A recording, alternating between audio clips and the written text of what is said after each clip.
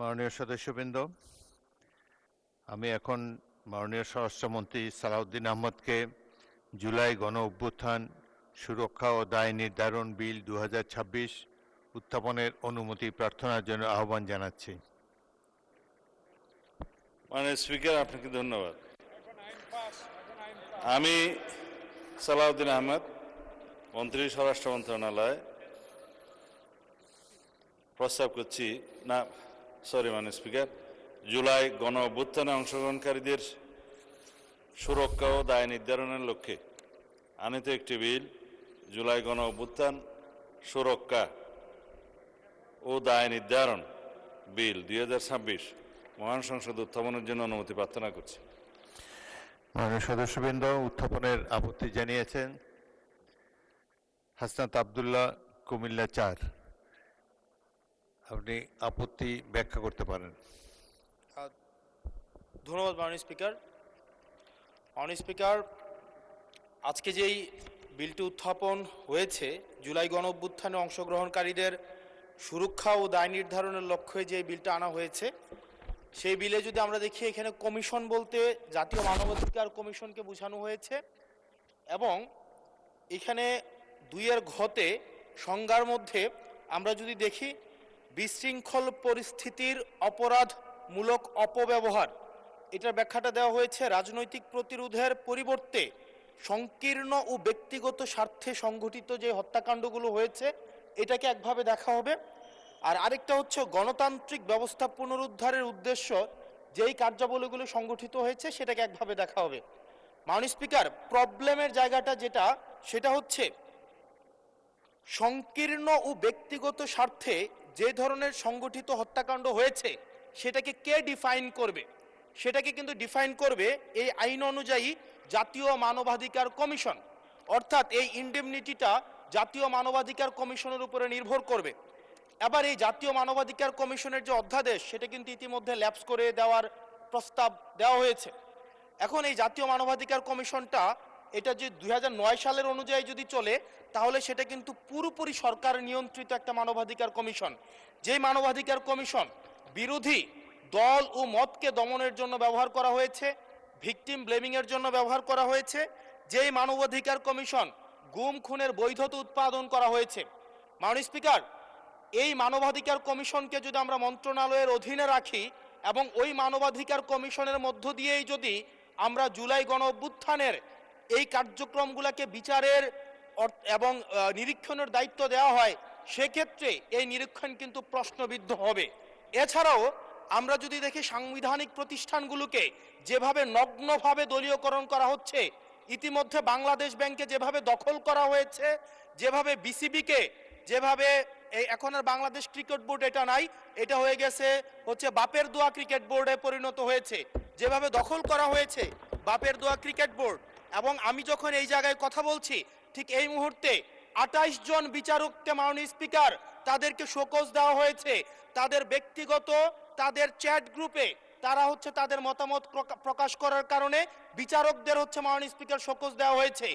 এই বাস্তবতায় আমরা এই গণ অভ্যুত্থান পরবর্তী সময়ে যদি জাতীয় মানবাধিকার কমিশনকে একটা মন্ত্রণালয়ের অধীনে রাখি, স্বরাষ্ট্র মন্ত্রণালয়ের অধীনে রাখি, তাদের মাধ্যমে আমরা নিরপেক্ষ কোনো ধরনের অনুসন্ধান আমরা কতটা পাবো সেটা নিয়ে কিন্তু আমরা সন্দিহান। সেই জায়গা থেকে এই বিলটিকে যদি আমরা বাস্তবায়ন করতে চাই, এটাকে যদি আমরা ফাংশনাল করতে চাই, শুধুমাত্র অর্নামেন্টাল না, যদি আমরা ফাংশনাল করতে চাই, তাহলে জাতীয় মানবাধিকার কমিশনকে অবশ্যই সেটাকে অটোনমাস করতে হবে।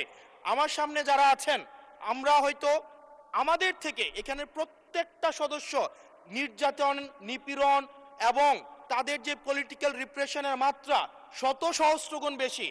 আমরা তাদের কাছে প্রত্যাশা করেছিলাম এই জাতীয় মানবাধিকার কমিশনকে তারা একটা স্বতন্ত্র বডিতে নিয়ে যাবে, অথচ আমরা দেখলাম যারা সবচেয়ে বেশি নির্যাতিত হয়েছে, নিপীড়িত হয়েছে, তারাই এটাকে একটা মন্ত্রণালয়ের অধীনে রাখতে চাচ্ছে।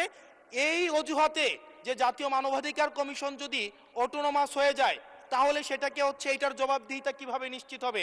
মাননীয় স্পিকার, আমাদের ইলেকশন কমিশন, আমাদের পিএসসি, আমাদের দুর্নীতি দমন কমিশন, যদিও এটা কাজীর কেতাবে আছে, গোয়ালে নাই, কিন্তু এটা কিন্তু একাডেমিক ভাবে এটাকে ইভেন ইন্টারন্যাশনালিও এই জিনিসটা কিন্তু অটোনমাস হওয়ার কথা। সেজন্য মাননীয় স্পিকার, যেভাবে বর্তমানে প্রতিষ্ঠানগুলো নগ্নভাবে দলীয়করণ করা হচ্ছে, সেজন্য জাতীয় মানবাধিকার কমিশন যে দলীয়করণ করা হবে না, আবার বাপের দোয়া একটা মানবাধিকার কমিশন বা বিরোধী দল দমন কমিশন করা হবে না, এটার প্রতি কিন্তু আমাদের আস্থা নাই। সেই জায়গাটা থেকে আমরা আপনার মাধ্যমে আমরা এই আমাদের মাননীয় স্বরাষ্ট্রমন্ত্রী সহ আমাদের HPM এর কাছে অনুরোধ থাকবে, এই বিলটা পাশ করার আগে যেন জাতীয় মানবাধিকার কমিশনের আমরা এটা যেন ইভেন উনার দলেরও একজন মাননীয় সংসদ এই বিষয়ে বক্তব্য দিয়েছেন এবং উনি পয়েন্ট বাই পয়েন্ট এই বিষয়গুলোকে ব্যাখ্যা করেছেন। যদি জাতীয় মানবাধিকার কমিশন দলীয়করণ করা হয়, দিন শেষে গুম খুন থেকে শুরু করে আমাদের এই জুলাই ইনডেমনিটি, এইটা দিন শেষে হচ্ছে যে পেপারেই থেকে যাবে, এটা দিন শেষে কোনো বাস্তবায়ন হবে না। সেই জন্য মাননীয় স্পিকার, এই বিলটা পাশ হওয়ার আগে আমাদের জাতীয় মানবাধিকার কমিশনের এই বিলটা হচ্ছে সুরাহা হওয়া, নিষ্পত্তি হওয়া জরুরি। না হয় বিসিবির মতো আমরা আবার বাপের দোয়া কমিশন দেখতে পাবো, আমরা হচ্ছে বাংলাদেশ ব্যাংকের মতো আবার দলীয়করণ দেখতে পাবো, আমরা বিশ্ববিদ্যালয়গুলোকে যেভাবে এক ধরনের দলীয়করণ করা হয়েছে আমরা সেটি দেখতে পাবো, আমরা বিচার বিভাগকে আবার যেভাবে এখন ভয়ের মধ্যে নিয়ে যাওয়া হচ্ছে। ধন্যবাদ মাননীয় সদস্য। মাননীয় স্বরাষ্ট্রমন্ত্রী। মাননীয় স্পিকার, আপনাকে ধন্যবাদ। এখন কিসের মধ্যে কি পান্থাবাতে গিয়ে, যাই হোক, মাননীয় স্পিকার, আমাদের উত্থাপন করার বিষয়টা হচ্ছে জুলাই গণ অভ্যুত্থানে অংশগ্রহণকারীদের সুরক্ষা দেওয়ার জন্য, সাংবিধানিক এবং আইনি সুরক্ষা দেওয়ার জন্য। সেটা জাতীয় দাবিতে পরিণত হয়েছে, জুলাই যোদ্ধাদের দাবি ছিল।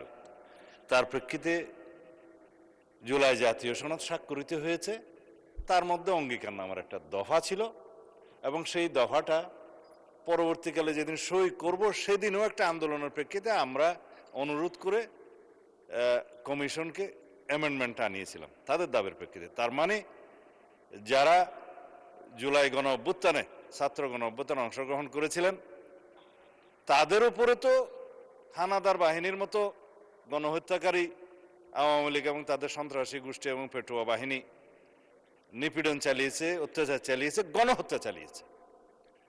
জনতার প্রতিরোধের মুখে তাদের মধ্যেও কেউ কেউ প্রাণ হারিয়েছে, এটা যুদ্ধের ময়দানে ফয়সালা হয়ে গেছে, আমরা বলেছি।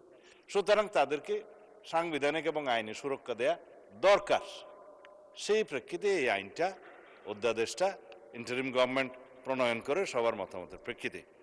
হ্যাঁ, এখানে যদি আপনি সংশোধন আনয়ন করতে চান, মাননীয় সদস্যের উদ্দেশ্যে বলছি, সেটা সেকেন্ড রিডিং মধ্যে আপনি সংশোধনে আনতে পারতেন, আগে নোটিশ দিতে পারতেন, সেই সংশোধনীগুলো নিয়ে আমরা আলাপ করতে পারতাম। সেটা একটা স্টেজ।